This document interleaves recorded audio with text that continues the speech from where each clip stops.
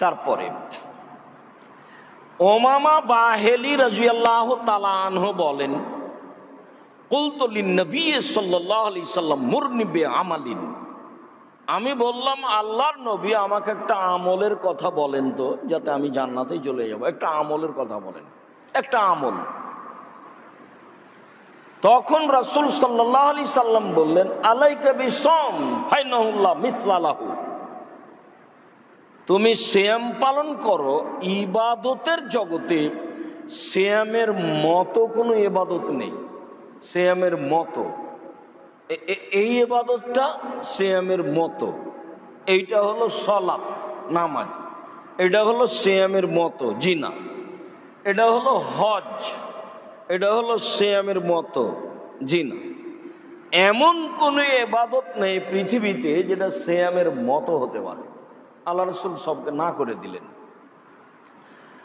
উমামা বাহেলি রাদিয়াল্লাহু তাআলা আনহু বলেন, কুলতু লিন-নবী সাল্লাল্লাহু আলাইহি সাল্লাম মুরনি বিআমালিন, আমি আল্লাহর নবীকে বললাম, আল্লাহর নবী আমাকে একটা আমলের কথা বলেন। তখন আল্লাহর নবী বললেন যে, উমামা আলাইকা বিসম ফাইনাহু লা ঈদলা লাহু,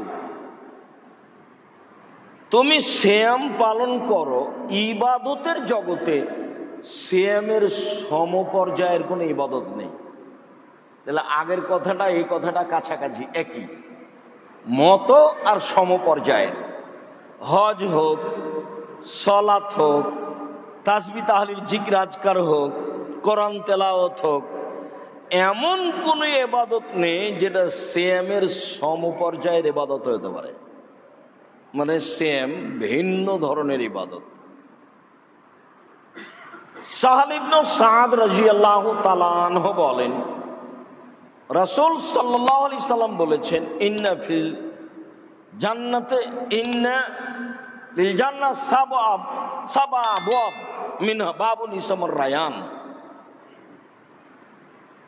আর ইন্না ফিল জান্নাতে সামানিয়াতা আবওয়াব, নিশ্চয় জান্নাতে 8টি দরজা রয়েছে।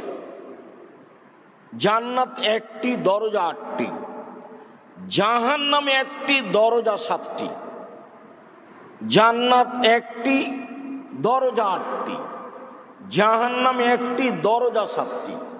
মিনহা বাবুন ইসমুর রায়ান, 8টি দরজার একটা দরজার নাম হচ্ছে রায়ান, মানে হলো পানি পান করে তৃপ্তি লাভ করা।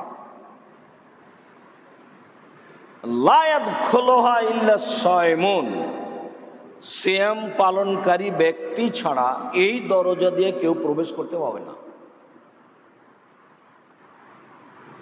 এজা দাখালা আখিরুহুম উগলিকা, সিয়াম পালনকারীর শেষ ব্যক্তি ঢুকে গেলে এই দরজাটা বন্ধ করা হবে।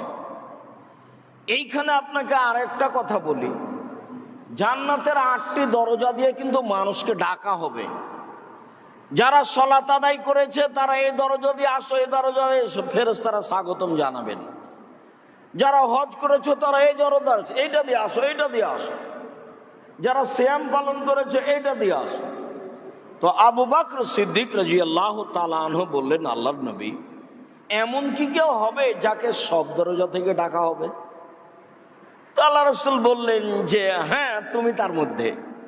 আনতা মিনহুম, যাকে সব দরজা থেকে ডাকা হবে, অনেককে ডাকা হবে, আপনি তার মধ্যে। তা এখন যেটা বলতে যাচ্ছি যে জান্নাত সালাত আদায়ের জন্য একটা দরজা আছে, ওর শেষ ব্যক্তি ঢুকলো এটা বন্ধ হবে না, খোলা থাকবে। হজ পালনকারীর শেষ ব্যক্তি ঢুকে গেলে ওটা বন্ধ হবে না, খোলা থাকবে। তার মানে সালাত আদায়কারীও হজের দরজা দিয়ে ঢুকতে পারে, হজ পালনকারীও সালাত আদায়কারীর দরজা দিয়ে ঢুকতে পারে, কিন্তু সিয়াম ব্যতীত এই দরজা থেকে ঢুকতে পাবে না। তাহলে কি আমি বুঝাতে পেরেছি যে সিয়াম ভিন্ন ধরনের ইবাদত? মানে একেবারেই ভিন্ন ধরনের ইবাদত। এই দরজা দিয়ে ঢোকার একটাই পথ যে সিয়াম পালন করতে হবে।